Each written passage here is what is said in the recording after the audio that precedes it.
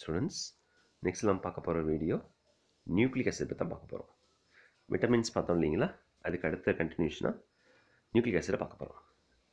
பாருங்கள், nucleic acid என்ன கொடுத்துருக்கான்னு பாருங்கள். The inherent characteristics of each and every species are transmitted from one generation to the next. இப்போ நம்மளுடைய குணங்கள்லாம் ஒரு ஜெனரேஷன்லேருந்து இன்னொரு ஜெனரேஷனுக்கு வருதுன்னா, இப்போ அப்பா போல் நடந்துக்கிறான், தாத்தா போல் நடந்துக்கிறான்னு சொல்கிறாங்களா இல்லைங்களா, அதெல்லாம் எதனால் வருது அப்படின்னா நியூக்ளிக் ஆசிட் டிஎன்ஏ அப்படிங்கிறனால தான் வருது. நம்மளுடைய ஜீன் அப்படின்னு சொல்கிறோமா இல்லைங்களா, அதனால தான் வருது. அந்த ஜீன் மெயினாக எதுன்னு பார்த்தீங்கன்னா டிஎன்ஏ அப்படின்னு சொல்லுவோம். சரி பாருங்கள், it has been observed that the particles in the nucleus of the cell are responsible for the transmission of these characteristics. இது மெயின் முக்கியமானது எது அப்படின்னு பார்த்தீங்கன்னா பார்ட்டிகிள்ஸ், நியூக்ளியஸில் இருக்கிற பார்ட்டிகிள்ஸ் தான். ஓகேங்களா, அதுதான் ரெஸ்பான்சிபிளாக இருக்குது நம்மளுக்கு. So they are called as chromosomes. They are called as chromosomes and are made up of proteins and another type of biomolecules called as nucleic acid. அதுக்கு மெயினான காரணம் எது அப்படின்னு பார்த்தீங்கன்னா அதில் இருக்கிற குரோமோசோம்ஸ், ஓகேங்களா, and are made up of proteins and then nucleic acid தான். இந்த மூணு தான் மெயினான காரணம். There are mainly two types of nucleic acid. ஒன்று வந்து டிஆக்சிரிபோ நியூக்ளிக் ஆசிட், இன்னொன்று வந்து ஆர்என்ஏ, அதாவது ribonucleic acid அப்படின்னு சொல்லுவாங்க. They are molecular repositories that carries genetic information in every organisms. ஓகேங்களா, ஜெனட்டிக் இன்ஃபர்மேஷனை கேரி பண்ணுறதில் இவங்க தான் மோஸ்ட் ரெஸ்பான்சிபிள். ஓகேங்களா, டிஎன்ஏ, ஆர்என்ஏ. சரி, composition and structure of nucleic acid கொடுத்துருக்காங்க இல்லைங்களா, அதில் பாருங்கள். Nucleic acids are biopolymers of nucleotides controlled hydrolysis of DNA and RNA yields three components, namely nitrogenous base, pentose sugar and phosphate group. ஒரு டிஎன்ஏவோ ஆர்என்ஏவோ எடுத்துக்கிட்டோம் அப்படின்னா அதை நம்ம ஹைட்ரோலிசிஸ் பண்ணும்பொழுது, உடைக்கும் பொழுது நம்மளுக்கு 3 காம்பனன்ட்ஸ் கிடைக்குது. ஒன்று பேஸு, இன்னொன்று சுகரு, இன்னொன்று phosphate, it is acid group மாதிரி. So nitrogenous base containing organic compounds which are derivatives of two parents compounds, that is pyrimidine and purine. ஓகேங்களா, நம்மளை பொறுத்தவரை நைட்ரோஜினியஸ் பேஸ் அப்படின்னா அதில் 2 காம்பனன்ட்ஸ் ப்ரெசென்ட் இருக்கும். ஒன்று பிரிமிடின்னு, இன்னொன்று வந்து பியூரின். ஓகேங்களா, both DNA and RNA have 2 major purine bases, adenine and then guanine. பியூரினை பொறுத்தவரை 2 பேசஸ் இருக்குது, அடினைன் அண்ட் தென் குவானின் அப்படின்னு இருக்குது. ஓகேங்களா, in both DNA and RNA one of the pyrimidine is cytosine, but the second pyrimidine is thiamine in DNA and uracil in RNA. ஓகேங்களா, பியூரினில் பொறுத்தவரை adenine குவைனின் தான் இருக்க போகுது. ஆனால் நம்மளுடைய பிரிமிடின்ஸ் இருக்கா இல்லைங்களா, அதில் சைட்டோசின் இருக்கும். ரெண்டாவது இது யாருன்னா அதில் தயாமின், டிஎன்ஏல தயாமினும் அண்ட் தென் ஆர்என்ஏல யார் இருப்பாங்க, யுரேசிலும் இருப்பாங்க. சொல்கிறது புரியுதுங்களா? மொத்தம் நம்மக்கிட்ட என்ன இருக்கணும், 4 காம்பனன்ட்ஸ் இருக்கணும். ஓகேங்களா, 4 காம்பனன்ட்ஸு. அடினைன் குவைனின்னு காமன், எல்லாத்துக்கும் காமன் அடினைன் குவைனின். இது வந்து பியூரின் பேஸு. ஓகேங்களா, இப்போ பிரிமிடின் பேஸ் 2 பேர் வேணுமா இல்லைங்களா, பிரிமிடின் பேஸ்ன்னு வரும்பொழுது சைட்டோசின் எல்லாத்துக்கும் காமன். ஓகேங்களா, தயாமின்ங்கிறது யாருக்கு மட்டும் இருக்கும் பார்த்தீங்கன்னா டிஎன்ஏல மட்டும் இருக்கும். அதுவே தயாமின் இல்லாமல் யுரேசில்னு இருக்கும் யாருக்கு, ஆர்என்ஏக்கு. புரியுதுங்களா? மொத்தம் 4 காம்பனன்ட்ஸ் நம்மளுக்கு தேவைப்படுது. அதாவது எந்த ஒரு நைட்ரோஜினியஸ் பேஸாக இருந்தாலும் சரி, பியூரின் இருக்கும், பிரிமிடின் இருக்கும். பியூரினில் 2 காம்பனன்ட்ஸ் இருக்குது, பிரிமிடின்லேயும் 2 காம்பனன்ட்ஸ் இருக்கணும். ஓகேங்களா, என்ன பிரிமிடினில் சைட்டோசின் காமன், தயாமின் வந்து டிஎன்ஏல மட்டும்தான் இருக்கும், ஆர்என்ஏல இருக்கும், யுரேசில் இருக்கும். புரியுதுங்களா? சரி, அடுத்து நெக்ஸ்ட் பாருங்கள். பியூரின் ஒன்று கொடுத்துருக்காங்களா இல்லைங்களா, பியூரினில் பாருங்கள் பார்க்கலாம்.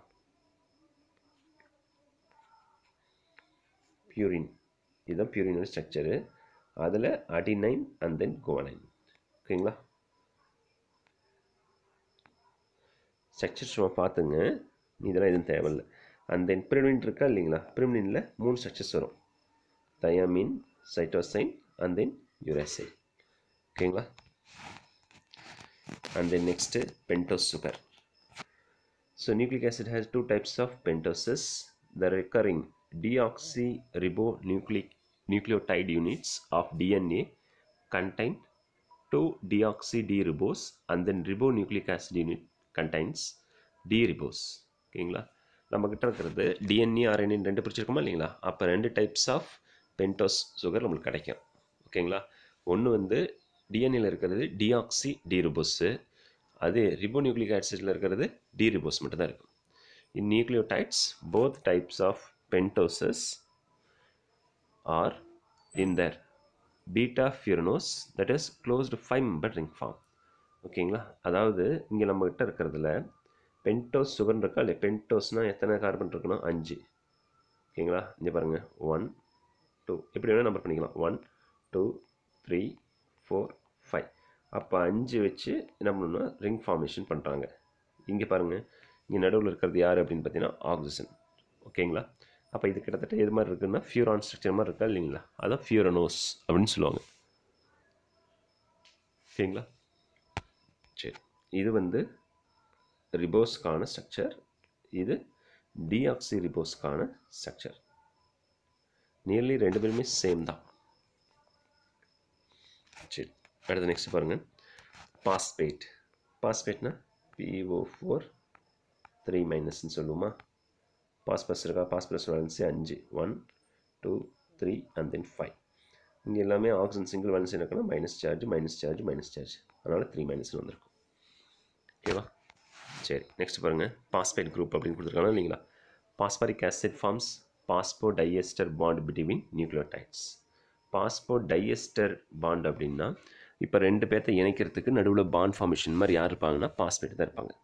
ஓகேவா, and then next, based on the number of phosphate group present in the nucleotide, they are classified into mononucleotide, dinucleotide and then trinucleotide.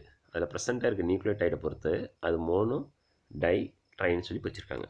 and then next, nucleoside and nucleotide அப்படின்னு ரெண்டாக பிரிச்சிருப்பாங்க. the molecules without phosphate group is called as an nucleoside. ஓகேங்களா, ஒரு மாலிகுலில் phosphate இல்லாமல் இருந்துச்சு அப்படின்னா அதுக்கு பேர் என்னன்னு சொல்லுவாங்க? நியூக்ளியோசைடு அப்படின்னு சொல்லுவாங்க. ஓகேவா, அதுவே நியூக்ளியோடைடுன்னு என்ன அர்த்தம் அப்படின்னா, nucleotide is derived from a nucleoside by the addition of a molecule of phosphoric acid. நியூக்ளியோடைடுங்கிறது யாரை சொல்லுவாங்க அப்படின்னு பார்த்தீங்கன்னா, நியூக்ளியோசைடோட ஒரு பாஸ்பேட் குரூப் ஆட் பண்ணிட்டாங்க அப்படின்னா அது பேர் என்னன்னு சொல்லுவாங்க? நியூக்ளியோடைடு அப்படின்னு சொல்லுவாங்க. புரியுதுங்களா? ஸோ இது ரெண்டுமே டெஃபினேஷன்ஸ் முக்கியமானது. அடுத்து, பாஸ்பரைலேஷன் அக்கர்ஸ் ஜென்ரலி இந்த 5th OH குரூப். எங்கே அக்கர் ஆகும் அப்படின்னு சொல்லியிருக்கானுங்க? 5th OH குரூப்பில் தான் அட்டாச் ஆகிருக்குன்னு சொல்லுவாங்க. அந்த nucleotides are linked in DNA and RNA by phosphodiester bond between 5 OH group of 1 nucleotide and 3 OH group on another nucleotides. ஓகேங்களா, ஸோ இந்த பாஸ்போடைஎஸ்டர் பாண்ட் இருக்கு இல்லைங்களா, அது எங்கே ஃபார்ம் ஆகிருக்கணும்னா 5th OH குரூப் ஆஃப் 1 நியூக்ளியோடைட்லேயும் and then 3rd OH group on another நியூக்ளியோடைட்லேயும் form ஆகிருக்கும். ஓகேங்களா, அந்த நெக்ஸ்ட் பாருங்கள், இப்போ நம்மகிட்ட இருக்கிற சுகர் ப்ளஸ் பேஸை மட்டும் சேர்த்தனா அப்படின்னா அதுக்கு பேர் நியூக்ளியோசைடு. அதோட பாஸ்பேட் சேர்த்திட்டோம் அப்படின்னா அதுக்கு பேர் நியூக்ளியோடைடு. நம்பர் ஆஃப் நியூக்ளியோடைடு தான் என்ன சொல்லுவாங்க? Polynucleotide. அதுக்கு பேர் தான் என்ன சொல்லுவாங்க? நியூக்ளிக் ஆசிட் அப்படின்னு சொல்லுவாங்க. ஓகேங்களா, சரி, நெக்ஸ்ட்டு டிஎன்ஏவுடைய எக்ஸ்ரே டைஃப்ராக்ஷன்ஸை கொடுத்துருக்காங்க. சரி பார்த்துங்க. அடுத்து டிஎன்ஏ அப்படின்னா என்ன கொடுத்துருக்காங்கன்னு பாருங்க பார்க்கலாம். டிஎன்ஏ ஓகேங்களா, used X ray diffraction to unravel the structure of DNA. First கண்டுபிடிச்சது Rosalind Franklin and then Maurice Wilkinsons. இவங்க தான் கண்டுபிடிச்சாங்க. The DNA fibres produced a characteristic diffraction pattern. இந்த மாதிரி ஒரு டைஃப்ராக்ஷன் பேட்டர்னை க்ரியேட் பண்ணிச்சு. அது எப்படி இருக்குன்னு பார்த்தீங்கன்னா எக்ஸ் ஷேப்டு பேட்டர்னில் இருந்துச்சு. அப்போ அதை வச்சு என்ன சொல்ல வராங்கன்னு பார்த்தீங்கன்னா ஹெலிக்கல் ஷேப்பில் இருக்குது அப்படின்னு சொல்கிறாங்க. பாருங்கள், இப்படி இருக்கும், இப்படி இருக்கிற மாதிரி அவங்க இது பண்ணாங்க. Indicates the helical versus the heavy black arcs at the top and bottom of diffraction pattern reveals the spacing of stacked bases. இந்த இடத்துல கருநிறமாக இருக்கா இல்லைங்களா, அதை சுற்றி கருநிறமாக இருக்கா இல்லைங்களா, அதெல்லாம் என்ன சொல்கிறாங்க அப்படின்னு பார்த்தீங்கன்னா பேசஸ் அந்த இடத்துல ப்ரெசென்ட் ஆகிருக்கிறதா சொல்லியிருக்காங்க. சரி,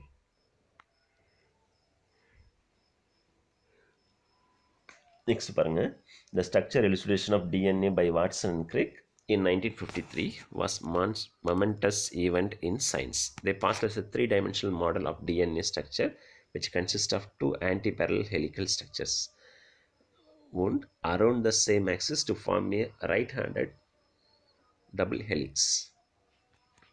இதில் பாருங்க,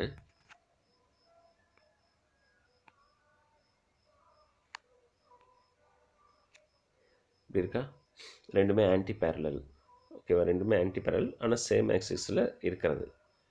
ஓகேவா, சரி. The hydrophilic backbones of alternating deoxyribose and phosphate groups are on the outside of the double helix. இதில் பொறுத்தவரை நம்மளுடைய டியாக்சிரிபோஸ் பாஸ்பேட் குரூப்ஸும் இருக்கா இல்லைங்களா, அது எங்கே இருக்குன்னு பார்த்தீங்கன்னா அவுட் சைட். ஓகேங்களா, வெளியில் இருக்கும். மீதி யார் உள்ளே இருப்பாங்கன்னா இந்த பியூரின் அண்ட் தென் பிரிமிடின் சொல்கிறோமா இல்லைங்களா, அவங்க மட்டும் தான் என்ன பண்ணுவாங்க அப்படின்னு பார்த்தீங்கன்னா உள்ளே இருந்திருப்பாங்க. Purine and then pyrimidine bases are inside அப்படின்னு கொடுத்துருப்பாங்க. ஓகேங்களா, பியூரின் அண்ட் தென் பிரிமிடின் வந்து இன்சைடில் இருக்கும். வெளியில் யார் இருப்பாங்க, டியாக்சிரிபோஸும் பாஸ்பேட் குரூப்பும் இருப்பாங்க. அதாவது சுகரும் பாஸ்பேட்டும் வெளியில், பேஸ் வந்து உள்ள. ஓகேங்களா, சரி. With Dhar hydrophobic and ring structure very close together and perpendicular to the long axis. ஓகேங்களா, இப்போ பாருங்கள் இங்கே இப்படி ப்ரெசென்ட் இருக்கா, இது வந்து பெர்பெண்டிகுலர் டு த லாங் ஆக்சிஸில்.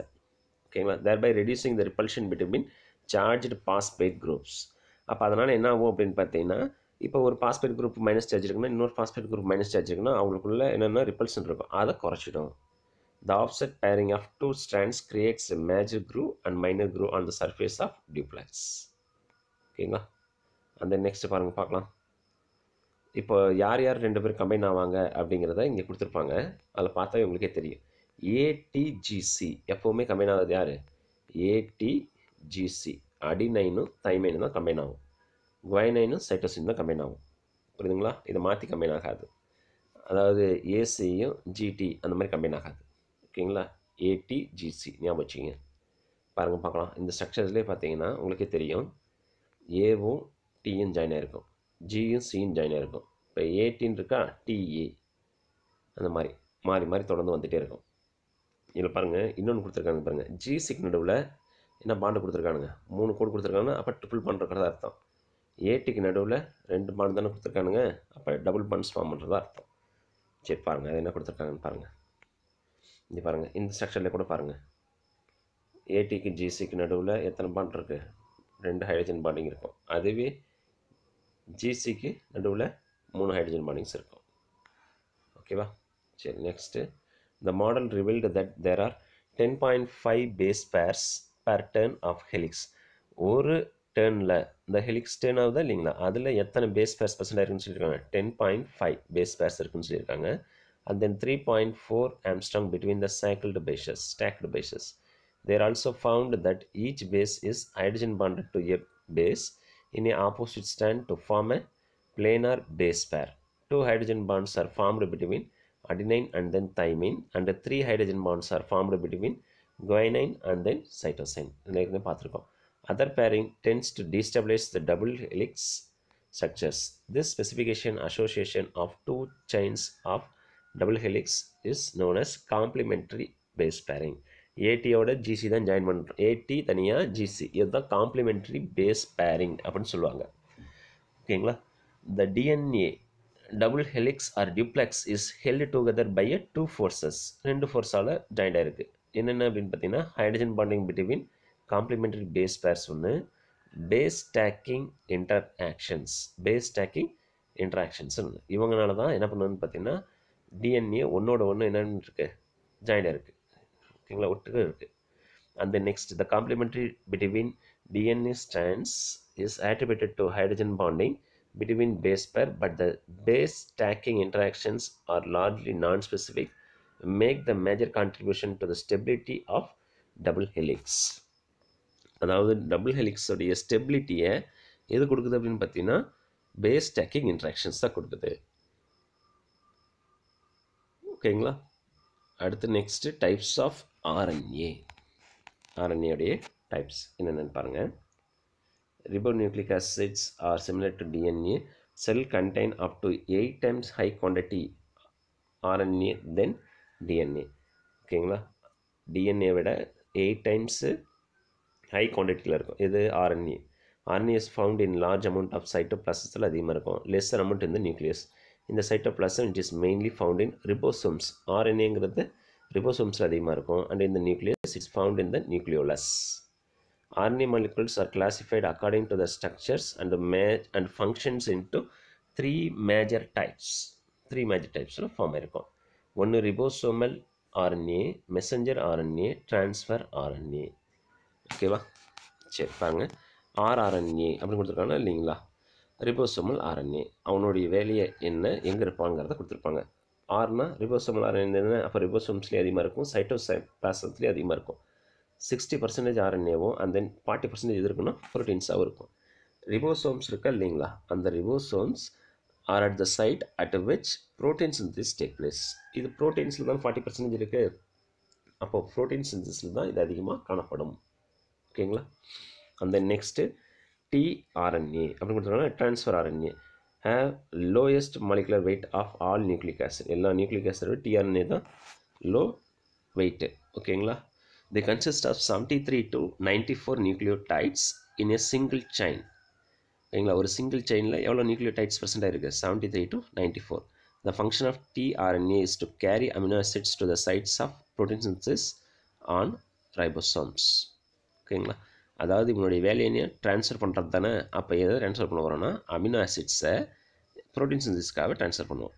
எங்கே ரிபோசோம்ஸில். அண்ட் தென் mRNA, எம்னா மெசஞ்சர் RNA, மெசேஜ் கொடுத்துட்டு உடனே இறந்துடும். அதனால் அது வந்து very short lived, small quantity and then short lived கொடுத்துருப்பாங்க. They are single standard and that synthesis take place on DNA. இந்த mRNA மெசேஜை கொண்டு போய் கொடுத்துட்டு சிந்தசிஸ் ஆகிறாங்கன்னா இல்லையா, கொடுத்துட்டு இறந்துட்டுன்னு சொன்னால் இல்லைங்களா. சரி, இது எங்கே நடக்கும்னு பார்த்தீங்கன்னா டிஎன்ஏல நடக்கும். The synthesis of mRNA from DNA strand is calls and transcription. ஓகேங்களா? இது RNA தான், ஆனால் எங்கே நடக்குதுன்னு பார்த்தீங்கன்னா சிந்தசிஸ் வந்து ஃப்ரம் டிஎன்ஏல. அதனால் இதுக்கு பேர் என்ன சொல்லுவாங்கன்னா டிரான்ஸ்கிரிப்ஷன் அப்படின்னு சொல்லுவாங்க. mRNA carries genetic information from DNA to ribosomes for protein synthesis. This process is called as an translation.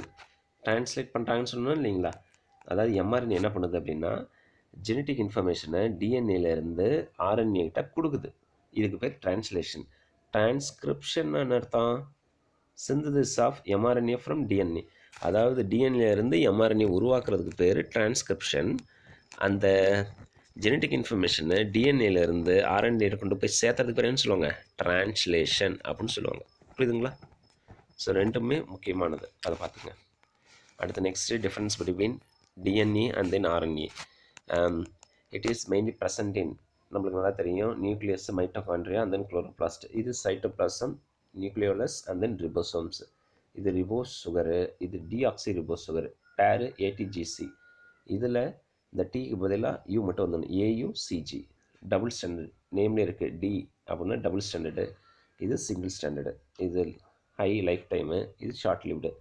It is stable and not hydrolysed easily by alkalis. ஓகேங்களா?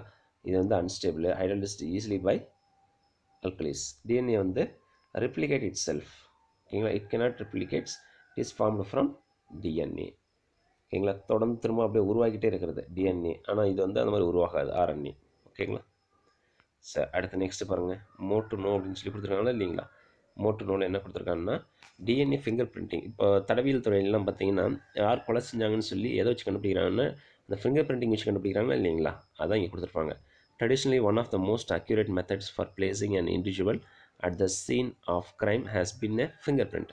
ஓகேவா? முக்கியமான தடயமாக நம்ம எதை பார்க்கப்படுது அப்படின்னு பார்த்தீங்கன்னா அதோடைய கைரேகையில் தான். With the advent of recombinant DNA technology a most powerful tool is now available. DNA fingerprinting is also called as DNA typing or DNA profiling. இது யார் கண்டுபிடிச்சாங்க அப்படின்னு பார்த்தீங்கன்னா சார் அலெக்ஸ் ஜெஃப்ரி அப்படிங்கிறத கண்டுபிடிச்சிருக்காங்க.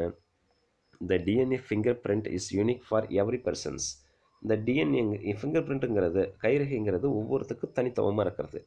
and can be extracted from traces of samples from blood, saliva, hair.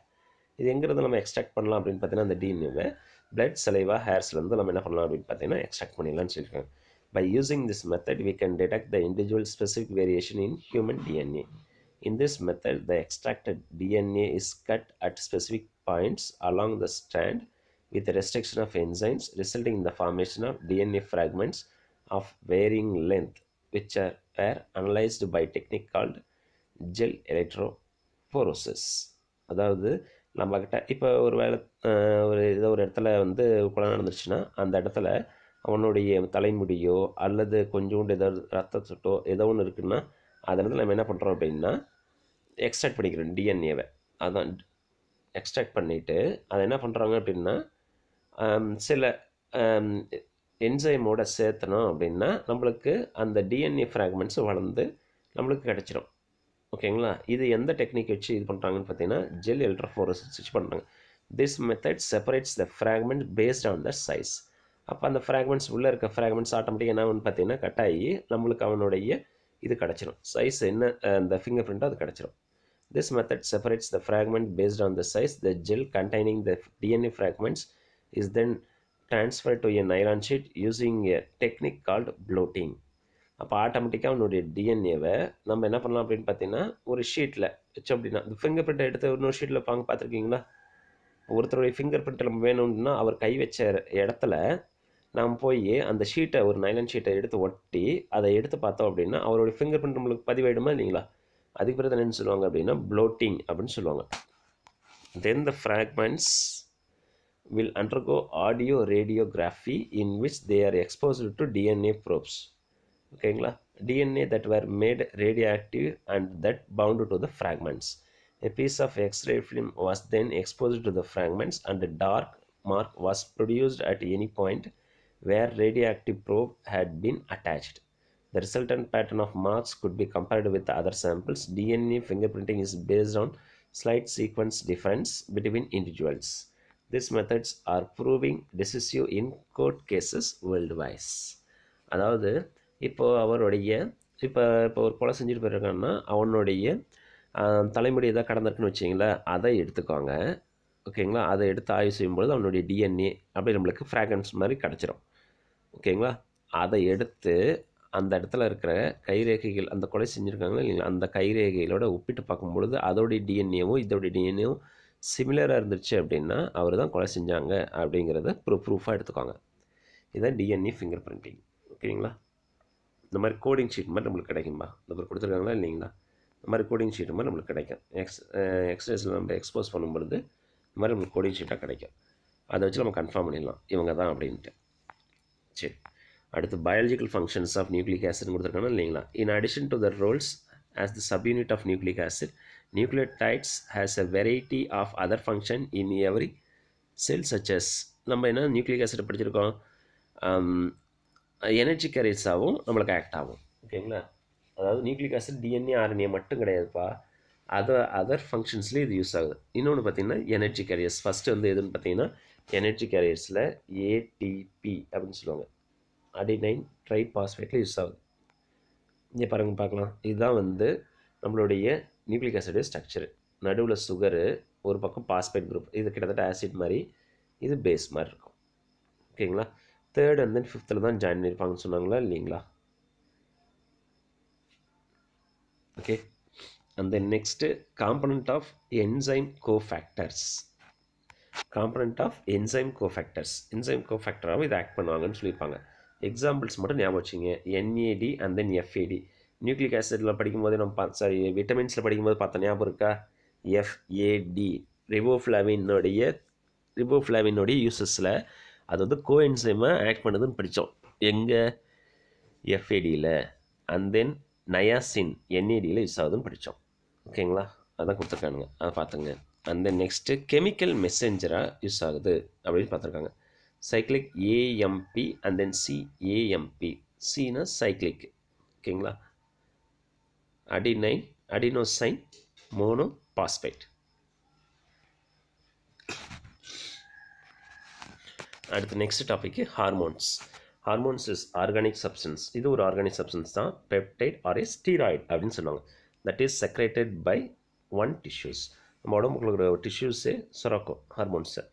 It limits the blood stream and induces A physiological response. ஓகேங்களா?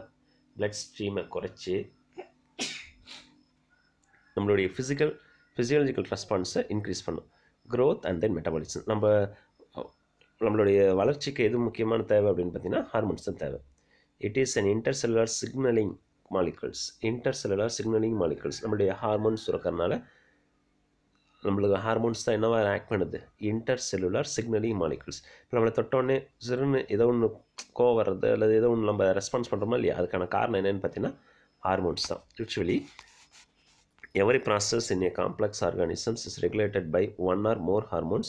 Maintenance of blood pressure, blood volume, electrolyte balance, embryogenesis, hunger, eating, behavior, digestion to name but a few.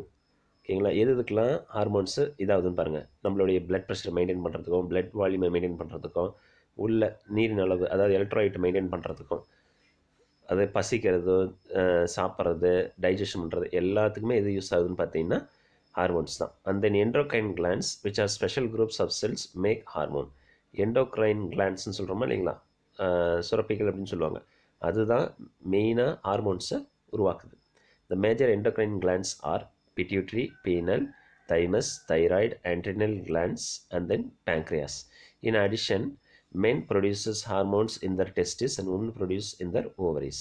Chemically, hormones may be classified as either protein or steroids. ஹார்மோன்ஸை ரெண்டு விதமாக பிரிச்சிடலாம். ஒன்று protein பேஸஸாக பிரிக்கலாம். Protein பேஸாக பிரித்தோம்னா insulin and then epinephrine அப்படின்னு பிரிக்கலாம். And then ஸ்டீராய்ட்ஸை பிரித்தோம்னா estrone and then androgen அப்படின்னு பிரிக்கலாம். எஸ்ட்ரோஜன் அண்ட் தென் ஆண்ட்ரோஜன் பிரிக்கலாம். So hormones are classified according to the distance over which they act as endocrine, paracrine and then autocrine. மூணாக பிரிக்கிறாங்கப்பா. அவனோட டிஸ்டன்ஸ் கவர் பண்ணுறதை பொறுத்து ஹார்மோன்ஸை மூணாக பிரிச்சுட்டாங்க. ஒன்று எண்டோக்ரைனாகவும், இன்னொன்று பேராக்ரைனாகவும், இன்னொன்று ஆட்டோக்ரைனாகவும் பிரிச்சிருக்காங்க. எண்டோக்ரைன் அப்படின்னு சொல்கிறோமா இல்லைங்களா, act on cell distance from the site of the release. ஓகேங்களா, ஆக்ட் ஆன் செல் டிஸ்டன்ட், ஒரு செல்லுக்கு வந்து டிஸ்டண்ட்டை வச்சு.